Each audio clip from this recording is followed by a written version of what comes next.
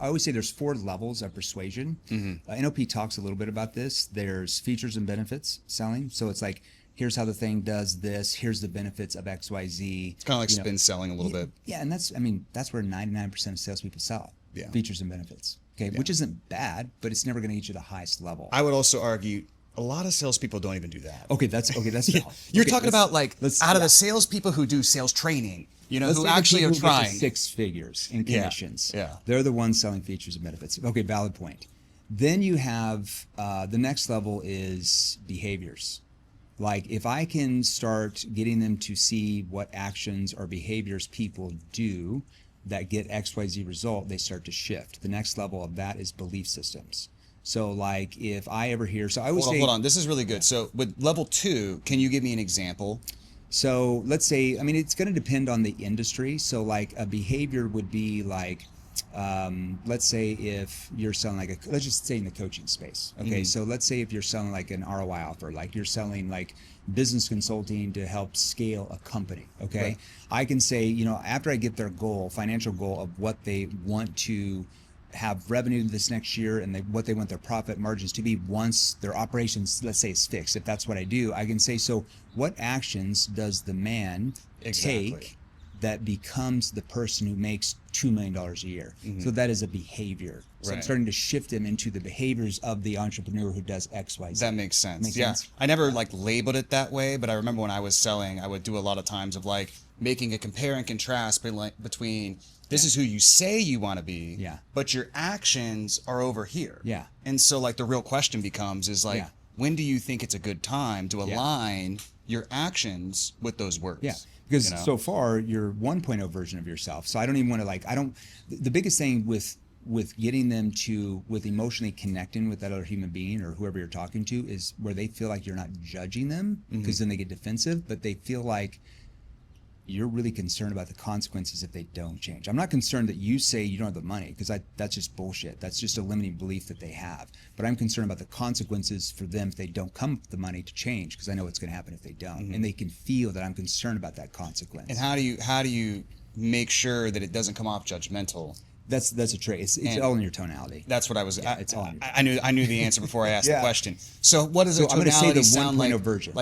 Staying on stage 2 with the behavior thing, kind of the actions. Yeah. How would a judgmental tonality sound versus, let's say, so judgmental? I'll say the same thing, 2 different tones. So judgmental would be like, well, what's the version of you now, man? The version of you now is you're living with your mom in your basement and you're making $10,000 a month. That's your version. So what do you need to become the 2.0 version where you're making $50,000 a month, man? It comes off a little bit judgmental and broy, and a little bit. That was pretty broy. Yeah, look, but that's. A lot of people do that. You heard a lot of sales calls. A lot of people do that. Most people. I've probably been guilty of that at times. Most people do that because they just don't know. So I might say, so right now, you're the 1.0 version of yourself that's still in your mom's basement making $5,000 a month. So what do you need to do? What actions do you need to take right here, right now, today to become the man, the entrepreneur who now makes $50,000 a month? What actions do you need to take right now? So just softening that tone a little bit. I'm saying the same words, but I'm softening the tone.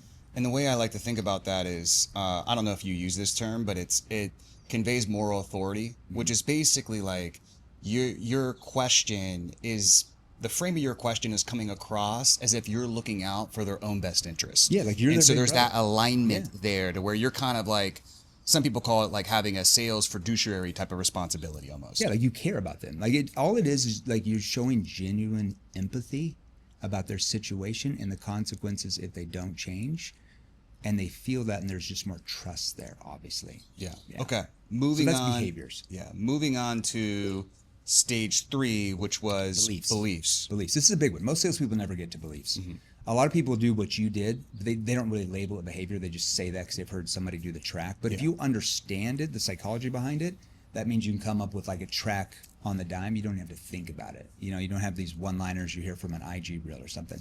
So beliefs are, I'm always listening to the words they say and how they say them. That tells me everything I need to know about them. So I would say the third principle in NPQ is listen to what the prospect means, not just what they say. Those are 2 different things most of the time. So let's say if I ask them for some type of goal, and let's stick to the ROI, and they're I want to make, I mean, I at least want to do 50,000 a month. So I heard the word least.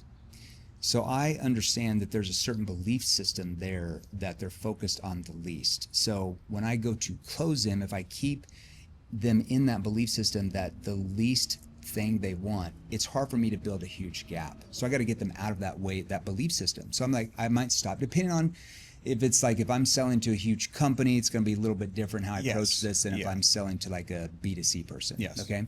So I might stop and say, so can I make a suggestion on a word that I just heard you say that could be holding us back sometimes? Mm-hmm.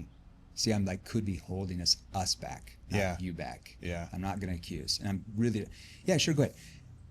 You said the least.